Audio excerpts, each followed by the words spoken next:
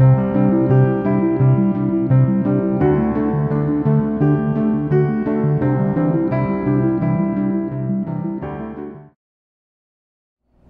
here with Todd Wilson, and Todd's a pastor. And one of the things that's cool about Todd is Todd's also in the academic world, and yet he's chosen to pastor.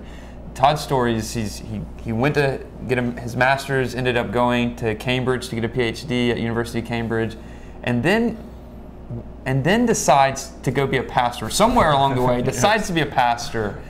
And some people might say, and I'm sure some people have said, why in the world are you going to go do all this? Yes. Go to Cambridge, Yes. this high academic institution, then become a pastor. Spend all the time, spend all the money. That's right.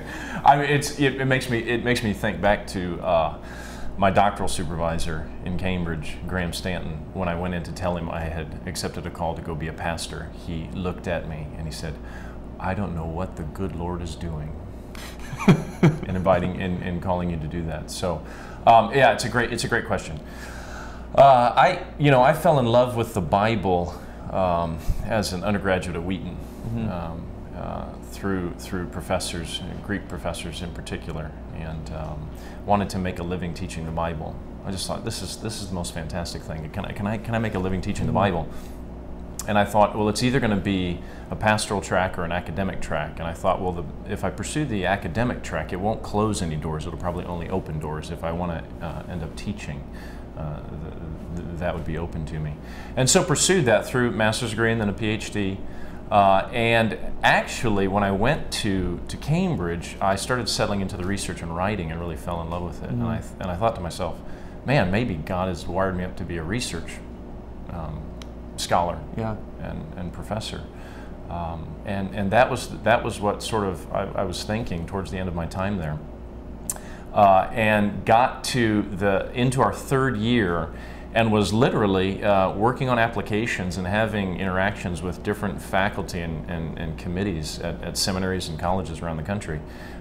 And my former pastor, Kent Hughes in Wheaton, reached out to me, and he basically said this. He said, "I don't know what God's will for your life is, but I think you might thrive in the pastorate." And they had an opening at College Church where we had worshiped as undergraduates in Wheaton.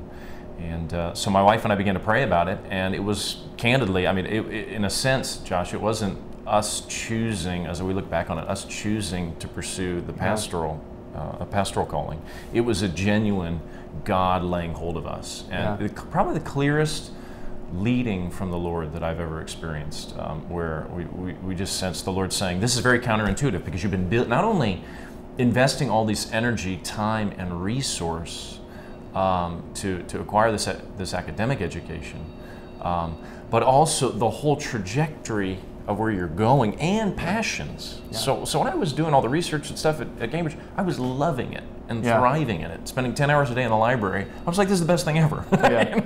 I can be super focused and just nail this thing. And obviously most pastors I know aren't saying quite that. Yes. So that is something that's a gift, that's unique. Yeah. And we had very, very dear friends who went to Cambridge, Stephen Whitmer, for example, or John Yates, two dear friends of mine, who came to Cambridge at basically the same time, and they had no intention of going to the academy. Yeah. They had every intention of going to the pastorate, and so ours was a sharp left-hand turn into the pastoral. And just a quick lesson for some of the students watching this who are working through this. Sometimes students like, I want to get a PhD. Yeah. And I'm like, okay, great. So you love doing research. Yes. It's like, and I see them pause, and they're kind of like 10 hours in the library, little sleep. You like that.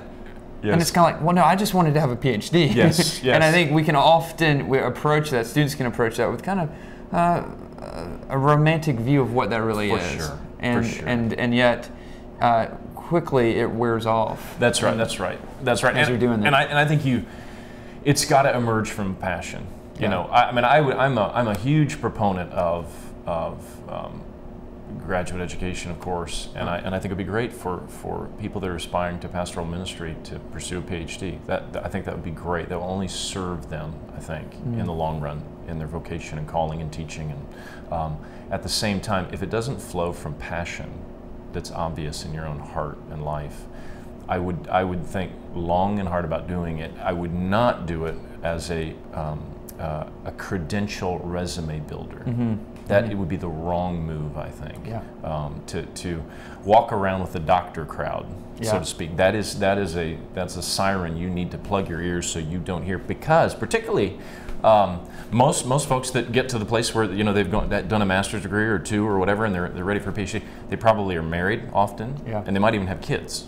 And so you need to think about what you're going to be unleashing on your family if you do that. And if it doesn't flow from passion, it's a massive sacrifice of energy and time and resource.